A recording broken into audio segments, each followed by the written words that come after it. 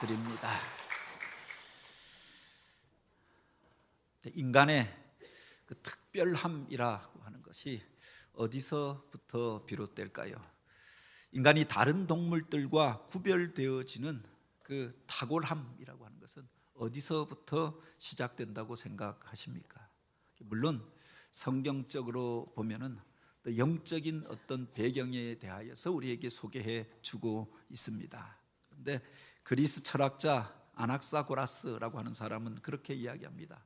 인간의 특별함, 인간이 다른 동물들을 지배하고 다스릴 수 있게 되어진 것은 그 손이 자유함을 얻게 된 이후부터다라고 이야기를 합니다.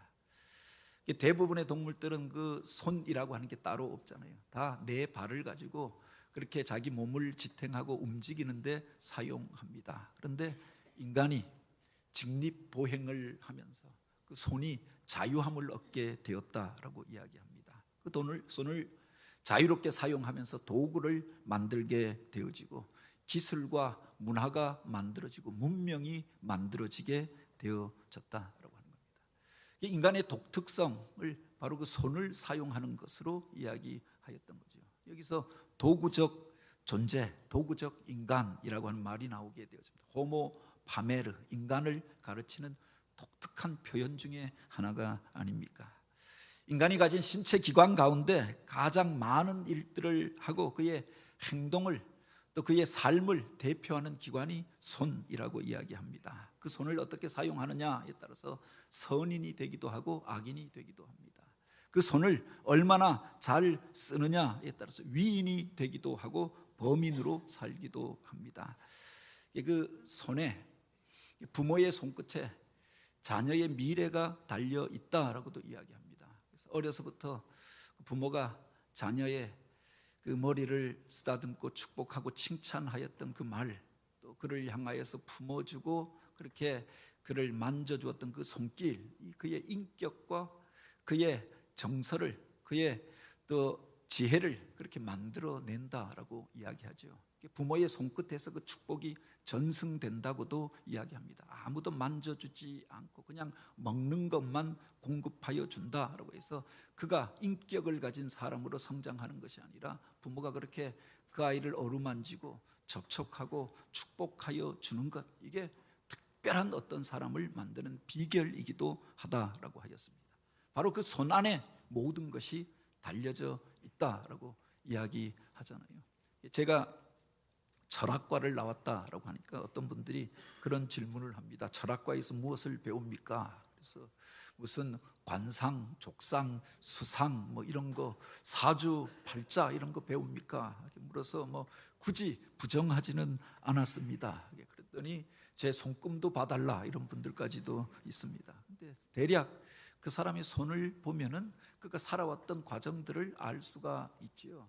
거친 손이 있고 또 부드러운 손이 있지요.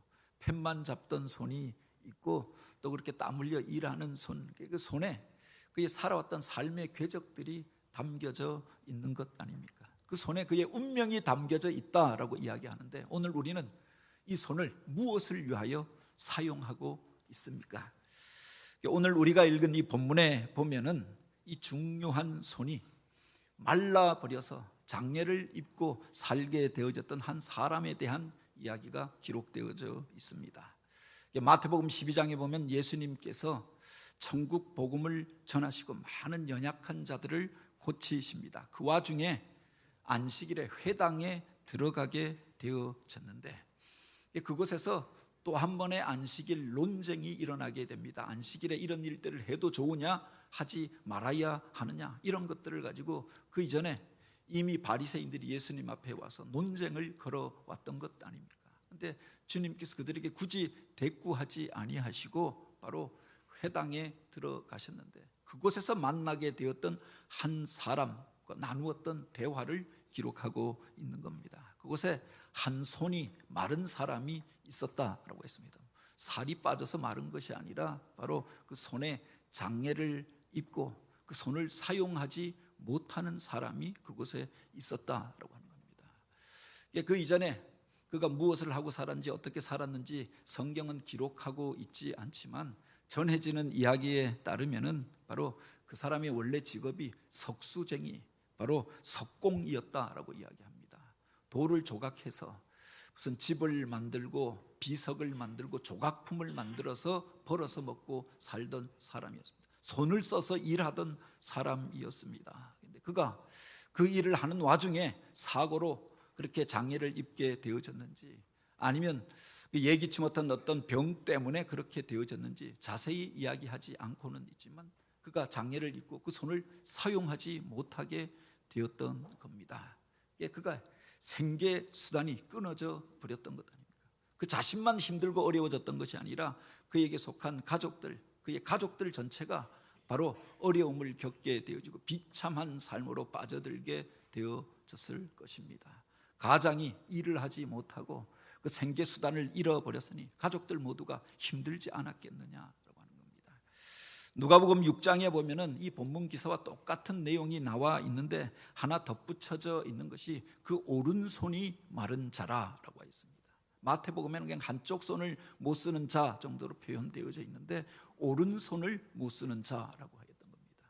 보통 일하고 수고할 때 오른손으로 하잖아요. 그런데 그 손을 쓰지 못하여서 장애를 입고 그 손이 말라 있었던 겁니다. 언젠가 제가 운동하는 걸 좋아해서 그래서 축구를 차다가 팔이 한번 부러진 적이 있습니다.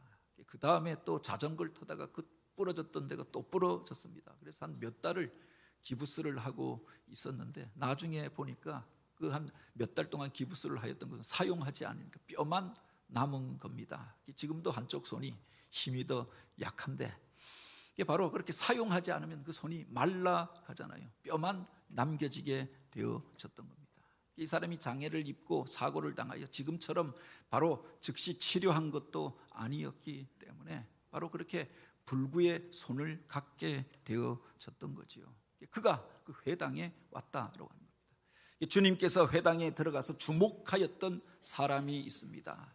바리새인들이 와서 예수님을 향하여 논쟁을 겁니다. 어떻게 올무를 걸까? 안식일에 이런 일들을 하는가? 이런 말들을 하는가? 그것 때문에 와서 예수님의 말하는 것을 주목하고 있는 그때 주님께서 그 회당의 중심에 이 손마른 사람을 세웠다라고 하는 겁니다. 주님의 관심이 어디에 있었느냐? 주님의 시선이 누구를 향하고 있었느냐? 이것을 보여주는 사건이 아닙니까? 율법에 대해서 많이 알아서 그것을 가지고 예수님을 향하여 올무를 걸려고 하던 그 사람이 아니라 그곳에 나와서 세상의 그 아름다운 모습으로 그렇게 그곳에서 예배하던 그 사람이 아니라 손마른 모습으로 연약한 모습으로 인생의 비참한 그 꿈을 안고 그곳에 나와 있었던 그 사람, 그를 주목하였고 회당의 중심에 그를 일으켜 세웠다라고 합니다. 그런데 이어지는 말씀에 보면 주님께서 사람들이 이해하지 못할 말을 그에게 던졌던 겁니다. 그를 그 중심에 세우시고 이렇게 말하잖아요. 내 손을 내밀라라고 말씀하였던 겁니다. 주님께서 지금 그 손을 내밀라라고 말한 사람이 어떤 사람입니까? 그 앞에 보면 손마른 자가 있었다라고 했습니다. 그 손을 쓰지 못하는 자가, 사용하지 못하는 자, 불구가 되어져서 장애를 입은 그 사람에게 바로 그 손을 내밀라라고 이야기하였던 겁니다. 그 사람이 가지고 있었던 콤플렉스가 아니었겠습니까? 그 불행과 비참함의 이유가 되어졌던 손입니다. 그 손으로 열심히 일하고 수고해서 벌어서 먹고 살았는데 그 손을 사용하지 못하게 되면서 문제가 생겼던 거지요. 감각이 죽어서 그렇게 약하여지고 그렇게 자기 원하는 대로 쓸 수가 없었던 그 손을 나에게 내밀라라고 요구하였던 겁니다. 아무것도 할 수 없어서 오그라붙어 있었던 그 손을 내밀라라고 이야기하였던 거죠. 어쩌면은 지금까지 그 사람이 다른 사람 앞에 그 사고를 당하였던 또 장애를 입은 이후에 내어놓으려고 하지 않았던 문제였을 것입니다. 숨기고자 하였던 거겠죠.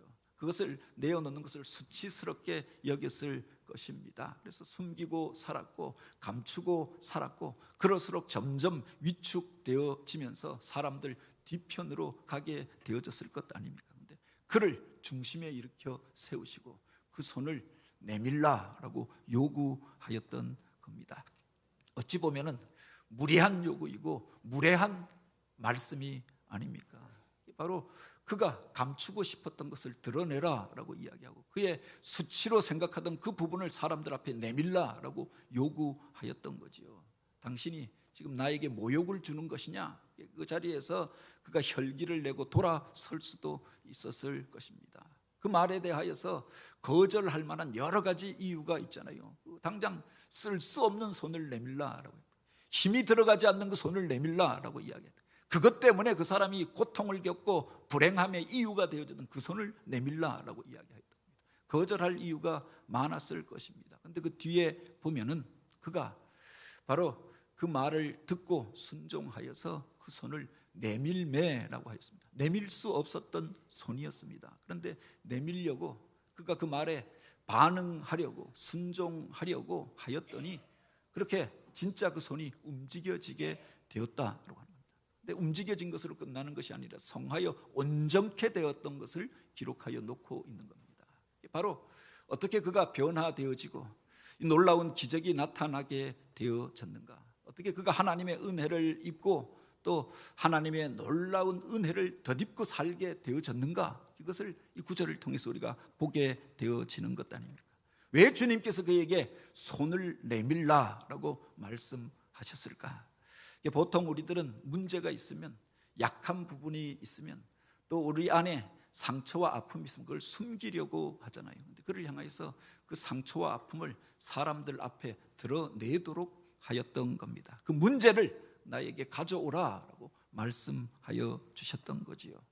숨기면은 숨길수록 그렇게 그 문제가 점점 커지잖아요. 세상에 그렇게 아프고 힘든 일들도 그렇지 않습니까? 그것을 덮으려고 하고 숨기려고 하면 그것이 안으로 들어가서 골마버리고 마는 거죠.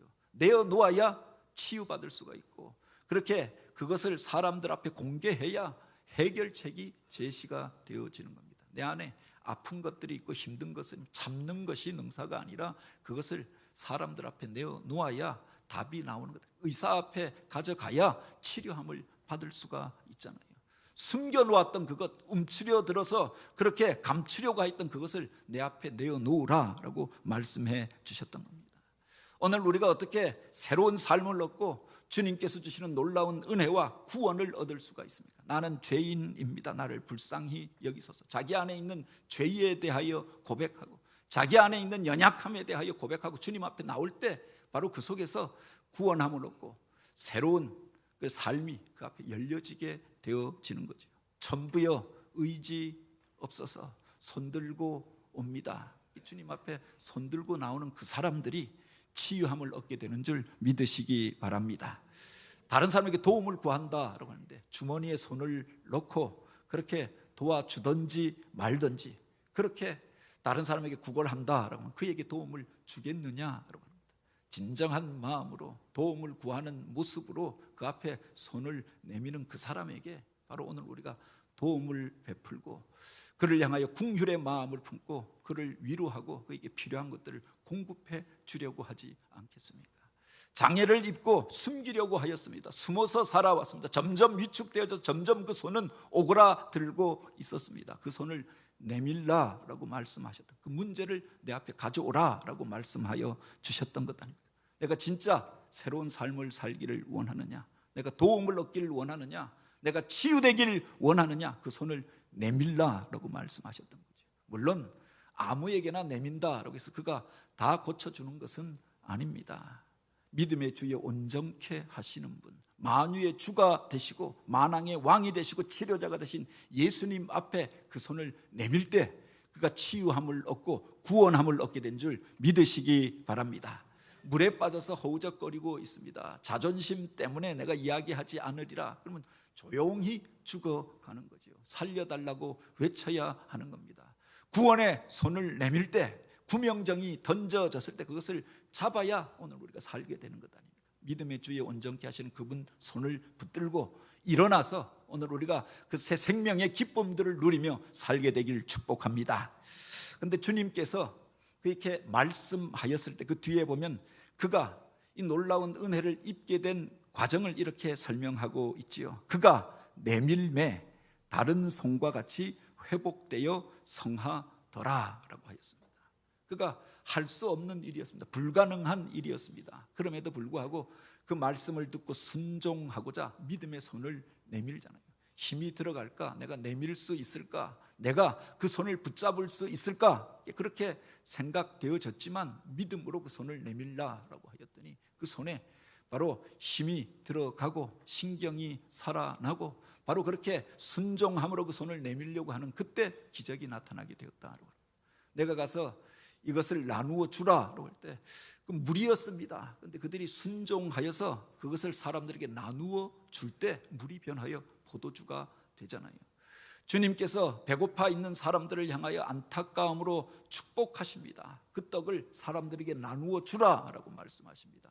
축복하신 그 떡을 이것 가지고 누구 코에 붙이겠습니까? 라고 이야기하지 않고 그것을 가지고 믿음으로 순종하여 나누어 줄 때 오병이어의 기적이 나타나게 되죠. 5,000명이 먹고도 12광주리가 남는 기적이 일어나게 되어졌던 거죠. 바로 그가 믿음으로 순종할 때, 믿음으로 반응할 때 하나님의 능력이 그를 통하여 나타나게 된 줄 믿으시기 바랍니다. 여기에 회복되다라고 하는 말이 헬라어로 보면 아페카 테스타테라고 하는 말로 기록되어져 있습니다. 조금 나아졌다, 이제 손을 조금 쓰게 되어졌다 정도가 아니라 온전함을 덧입게 되었다. 온전한 모습으로, 원래의 모습으로 회복되었다라고 하는 뜻입니다. 하나님의 형상으로 우리가 지음 받았잖아요. 그런데 오늘 우리가 죄를 범하면서 하나님과의 관계가 단절되면서 하나님을 떠나 살면서 인생의 문제들이 시작되어졌습니다. 오늘 우리가 회복해야 할 목표가 어디에 있느냐? 하나님의 형상 가운데 있잖아요. 하나님께서 오늘 우리를 지으시고 우리를 향하여 기대하시는 삶이 있습니다. 그런데 오늘 우리가 세상의 일들로 몰두하고 살아가다가 그 본래의 모습들을 잃어버리게 되어졌던 것 아닙니까? 바로 주님 앞에 손을 내밀 때, 그 주님의 손을 붙잡을 때 그 온전한 회복이, 가장 아름다운 모습으로의 회복이 일어나게 되는 줄 믿으시기 바랍니다. 그 말씀에 순종함으로 반응하였던 이들을 통하여서 이런 일들이 일어나게 되었다. 출애굽기 4장에 보면 하나님께서 모세를 부르는 소명 기사를 기록하고 있습니다. 그가 자기 할 수 없음에 대하여 이야기하잖아요. 젊었을 때에는 자기 힘으로 자기 백성을 구해보겠다라고 나섰다가 실패하고 살인자가 되어져서 도망자의 신세로 광야 가운데서 40년을 지났습니다. 나이 80이 되어져서 이제는 아무것도 할 수 있는 것이 없었습니다. 모아놓은 재산도 없었고 그때까지도 장인의 양떼를 돌보던 처지였습니다. 하나님이 떨기나무 불꽃 가운데 그를 부르시고 내 백성을 구하여 내라 라고 이야기할 때 나는 할 수 없습니다 라고 이야기하잖아요. 내가 누구간데 그 일을 하겠습니까? 라고 얘기해요. 나는 아무것도 가진 것이 없다 라고 이야기합니다. 그때 하나님께서 모세에게 주셨던 말씀이 있죠. 내 손에 든 것이 무엇이냐 라고 이야기합니다. 그리고 그것을 던지라 라고 이야기합니다. 양떼를 모는 지팡이, 그 막대기를 들고 있었는데 그걸 던졌더니 뱀으로 변하였다라고 했습니다. 그런데 그에게 또 요구하십니다. 내 손을 내밀어 그 꼬리를 잡으라라고 이야기합니다. 바로 살아서 꿈틀거리는 그 뱀을, 그 독사를 맨손으로 잡을 수가 있겠습니까? 지극히 위험한 일이잖아요. 잡는다고 해도 잡으려고 하면 기술적으로 머리부터 잡아야 합니다. 그런데 꼬리를 잡으라라고 이야기하는 겁니다. 더욱 위험한 일들이 아닙니까? 그런데 그가 믿음으로 순종해서 바로 그것을 잡았더니 그것이 그의 손에서 지팡이가 되었다라고 했습니다. 그 뒤에 보면은 그가 하나님이 보여주신 이 증거를 의지하여서 하나님의 이 지팡이를 쥐고 애굽으로 내려가니라 그렇게 기록하고 있잖아요. 그냥 양떼를 몰던 막대기였습니다. 내 손에는 아무것도 없다라고 생각했습니다. 그런데 주님의 말씀에 의지하여서 그가 그 손을 내밀어 잡았더니 그의 손에서 그것이 하나님의 지팡이가 되어졌다. 능력을 나타내는 도구가 되어졌다라고 하는 겁니다. 오늘 우리가 믿음의 손을 내밀 때 이런 일들이 나타나게 될 줄 믿으시기 바랍니다. 이 말을 세번역 성경으로 보면 이렇게 되어져 있습니다. 내 손을 내밀라 이렇게 되어져 있는 구절이 바로 원어 그대로 해석하면 내 손을 펴라 라고 하는 말로 되어져 있는 겁니다. 오그라져서 움직이지 못하고 그저 자기 몸을 보호하기 위하여서 움츠려 들고 감추고 있었던 손입니다. 그런데 그 손을 이제 펴라라고 말씀해 주셨던 거지요. 세상을 살면서 자기만을 위하여, 자기 가족만을 위하여 살면서 사고를 당하고, 그래서 그 손이 여러 가지로 상처를 입었습니다. 점점 위축되어져서 이제는 힘조차 쓸 수 없는 지경에 이르렀던 거죠. 그런데 그 손을 이제는 펴라라고 말씀해 주셨던 겁니다.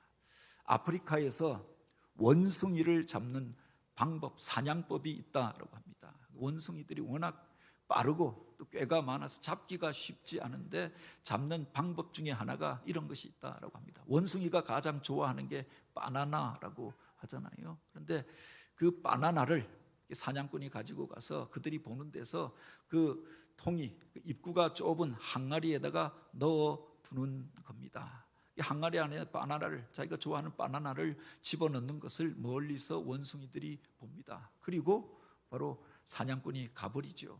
그러면 그들이 그렇게 좌우를 둘러보다가 두리번 와서 그 항아리에 손을 넣는 겁니다. 그 좋아하는 바나나를 쥐잖아요.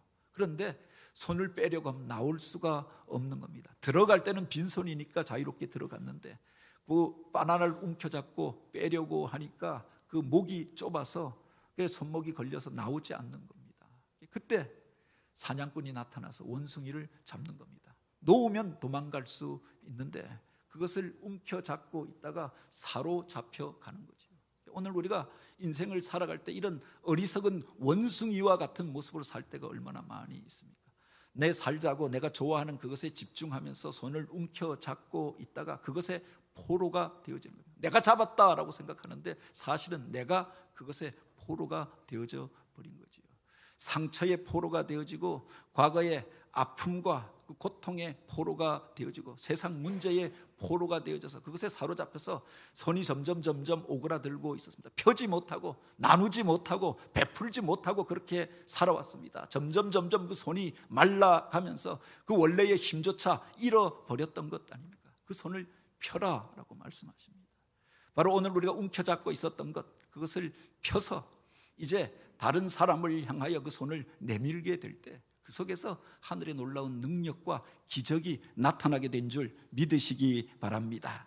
바로 오늘 우리는 우리의 손을 어떻게 사용하고 있습니까? 많은 사람들이 그 손을 자기를 위하여, 자기를 단장하고 또 자기를 그렇게 위한 것들로 그렇게 사용합니다. 그런데 그 손을 이제 주님이 원하시고 기뻐하신 그 일을 위하여 펴라라고 말씀하고 계신 겁니다. 오늘 우리들 가운데 행여나 상처 있고 아파하는 모습으로 그래서 위축되어진 것들이 있습니까? 그 손을 주님을 향하여 펴서 주님의 손을 우리가 붙잡게 되기를 원합니다. 주님 붙잡고 다시금 일어나서 주님 손에 붙들려 쓰임받는 저와 여러분이 되길 원합니다. 교회를 가리켜서 그리스도의 몸이라고 이야기하였습니다. 주님께서 이 세상을 떠나가신 이후에 바로 오늘 우리에게 당신이 행할 그 일들을 맡겨주셨잖아요. 너희가 나의 손과 발이 되어져서 그 일을 행하라 라고 부탁해 주셨던 겁니다. 오늘 우리를 통하여 주님께서 원하시는 그 일이 무엇인가? 2차 대전 이후에 독일의 한 교회에서 있었던 일이라고 합니다. 이 교회가 폭격을 맞아서 여러 곳이 그렇게 부서지고 무너지게 되어졌는데 전쟁이 끝난 이후에 교인들이 십시일반하여서 교회에 무너졌던 터전을 일으켜 세우고 교회를 아름다운 모습으로 재건하게 되었습니다. 그리고 한 가지 그들 가운데서 논쟁이 일어나게 되었습니다. 교회 마당에 예수님 상이 세워져 있었는데 그 예수님 상도 폭격을 맞아서 한쪽 팔이, 한쪽 손이 잘려져 나가 버린 겁니다.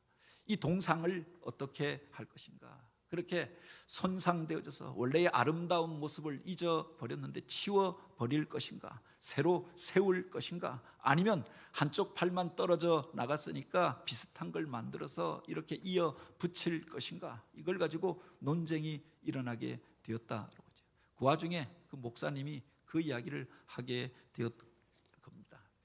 그 손을 우리가 억지로 만들어 세우는 것이 아니라 우리가 주님의 손이 되어져서 부서지고 찢겨진 그 주님의 손을 바로 오늘 우리가 바로 주님의 손이 되어져서 그 온전한 일들을 주님이 원하시는 그 일들을 행하는 사람들이 되자. 그렇게 그들을 설득하고 오히려 그 모습 그대로 그 교회 앞에 세워두고 그 밑에다가 바로 오늘 우리가 주님의 손이 되겠습니다. 오늘 우리가 주님의 깨어진 그 손이 되어져서 주님이 원하시는 그 일을 하겠습니다. 성도들의 신앙 고백을 붙여 놓았다라고 하죠. 성도들이 교회 올 때마다 깨어져 있는 주님의 그 동상을 보면서, 떨어져 나간 주님의 손을 보면서 내가 주님의 손이 되어서 오늘 어떤 일들을 행할까, 그것을 가지고 묵상하고 또 그것이 봉사와 섬김의 계기가 되어졌다라고 하는 이야기가 있습니다. 주님께서 우리들을 통하여 원하시는 일들이 있지 않습니까? 깨어지고 상하고 무너졌던 부분들이 있을 수 있습니다. 그래서 위축되어진 것이, 그래서 우리가 아무것도 못하는 이들이 아니라 이제 우리들의 손을 펴서 주님의 손을 붙들고 우리가 일어나게 되기를 원합니다. 내가 주님의 손과 발이 되어져서 주님이 원하시는 그 일들을 행할 때 우리들을 통하여 하나님의 영광이 나타나고 하나님의 거룩하심이 나타나고 또 잃어버린 자들이 주님 앞에 돌아오는 일들이 나타나게 되어지길 주님의 이름으로 축복합니다. 같이 기도드립니다.